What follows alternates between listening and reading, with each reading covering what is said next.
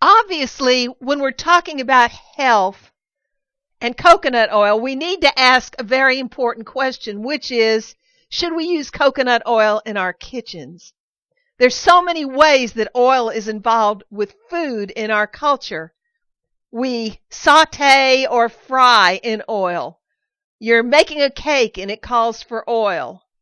You're fixing a salad or some vegetables and you're going to pour some oil on those veggies.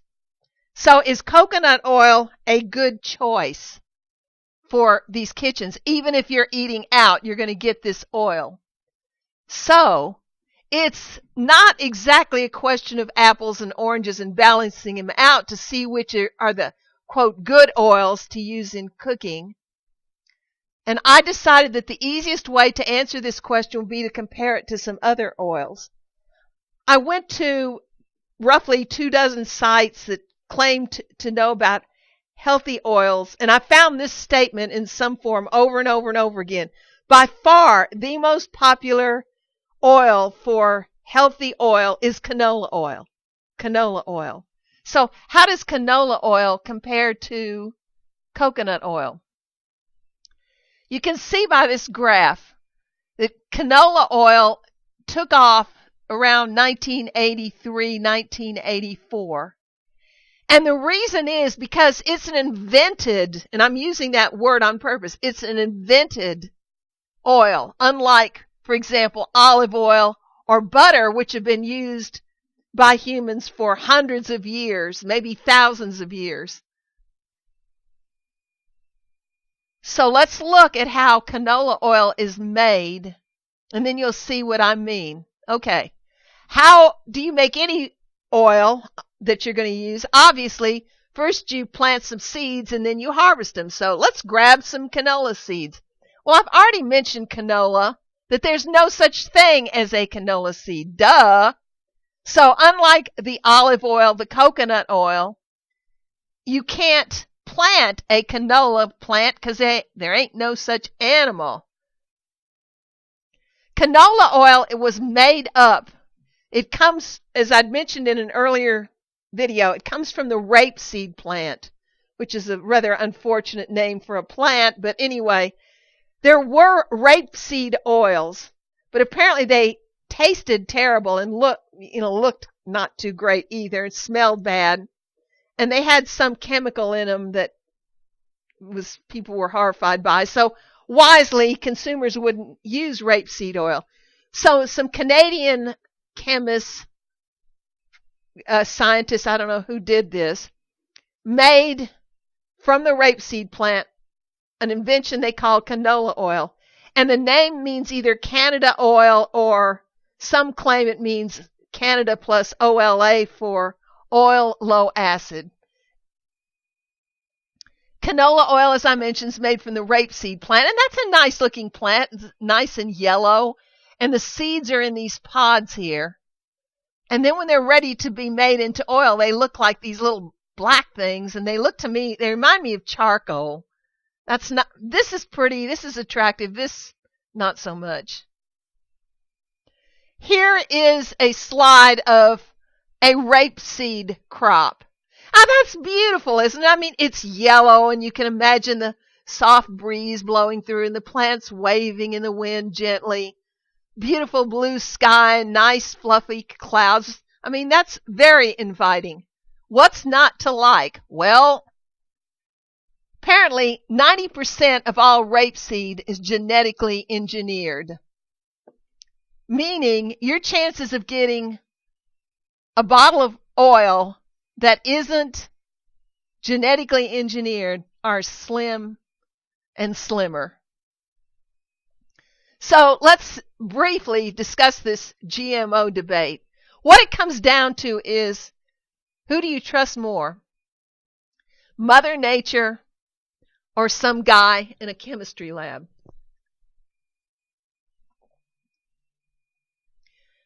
Shockingly, virtually no long-term health studies have been done on consumption of genetically engineered food.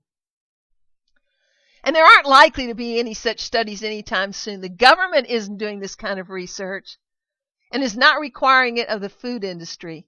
It isn't even making it possible for independent scientists to do it, since under the law, those who hold patents on genetically engineered food get to decide what testing can and cannot be conducted. So that's great. The government's not testing it. The food industry isn't testing it. And even if you're independent and you want to test it, you have to get permission of the patent holder, who I'm sure is going to be really eager for you to be testing their food. Not. Since 1995, the Monsanto company has been using these GMO seeds that are resistant to Roundup. Now, you probably know what Roundup is. It's pretty effective. It kills plants, weeds. And I mean, I've had gardens, and the part that I hate is the weeding. So I'm sympathetic to this problem. But imagine that beautiful yellow field waving in the breeze again, and imagine people and machinery coming by and spraying it with Roundup to kill the weeds. Monsanto insists that Roundup is so safe that we could actually drink it. How about a Roundup cocktail for dinner tonight? Well, is that true? Roundup's active ingredient is called glyphosate, and it kills beneficial microorganisms and promotes pathogens. Now, this is in the soil. Monsanto's claim is, hey, Roundup works on an enzyme that's only in plants. And since we're not plants and we don't have that enzyme, it's safe for us to drink. But that's not the full story, because this glyphosate is getting in our soil and it's affecting the soil. Well, you and I both know that the poorer the quality of the soil, the poorer the quality of the food that comes from that soil, because that's what plants do. They're the intermediary between us and the sun, and they're loaded with minerals if the soil is good. And what's really ironic is apparently a lot of plants are becoming immune to Roundup. You know how that works. When you do something new, a little bit works well at first, and then you need more and more and more and more, and that's the way this is going. This is an expert on GMO and plant life, and he says, when future historians write about our time, they're not going to write about the tons of chemicals that we did or didn't apply. When it comes to glyphosate, they're going to write about our willingness to sacrifice our children and jeopardize our existence while threatening and jeopardizing the very basis of our existence, the sustainability of our agriculture. Whoa, it's pretty strong stuff. Here are some diseases linked to glyphosate: allergies, Lou Gehrig's, Alzheimer's, autism, cancer, cardiovascular, depression, gastrointestinal like inflammatory bowel disease, chronic diarrhea, colitis and Crohn's disease, infertility, MS, obesity, and Parkinson's disease. Okay, enough on this subject. You make up your own mind about how safe you think this stuff is. Okay, back to creating canola oil. We've got our seeds. Now what? Well, step number 1, you heat the seeds to a very, very, very high temperature to release the oil. This softens them up and gets them going so that they can let go of that oil in there. This high heat makes fats rancid, and it makes them oxidize. Rancid, this is what it means: rank, smell, or taste, usually due to a chemical change or decomposition. Well, when something's rotting, it's rancid. Here is a comment about oxidized oil. A number of experiments feeding that to poor animals showed it can cause damage to brain cells, lead to inflammation, and increase the risk of diabetes and cardiovascular disease. So that's the start of step number 1, the high heat. Step number 2, they add hexane. Hexane is awful to extract the oil. The target organs: blood, central nervous system, liver, respiratory system, eyes, and skin. Animal studies have reported the development of tumors. All right, next step: more heat to remove any wax solids that have formed. When it gets really hot, a liquid oil will often, in its earlier stages, will develop those fatty clumps where it's turned into wax, and those are in this oil as they're processing it. Step 4, this oil, what's left after these other things have been done, then they bleach it. Bleach it. When I hear the word bleach, I always think of Clorox, so that's a nice thought. And the last one, the oil is deodorized because, of course, it smells pretty terrible. Now, this is how the canola oil is created, going through those steps. I saw a video on YouTube about the process, and they showed it running through these various steps. And, of course, it starts off, the oils have all kinds of trash in them, and they clean all that out. And all this leftover trash stuff they feed to the cattle and the chickens that we then eat. Does this sound like a healthy oil to you? This is the healthiest oil of all. Do you think that sounds healthy? Make your own choice on that one. Unrefined coconut oil is much, much better in terms of health. Now notice we're talking here about unrefined, not refined stuff. Once you start doing all these steps of the coconut oil, it ends up not being any better. But here's the thing. Coconut oil and olive oil are grown on trees. They come from trees. And so, therefore, they're less likely to have all these chemicals and stuff sprayed on them while they're planted and while they're growing.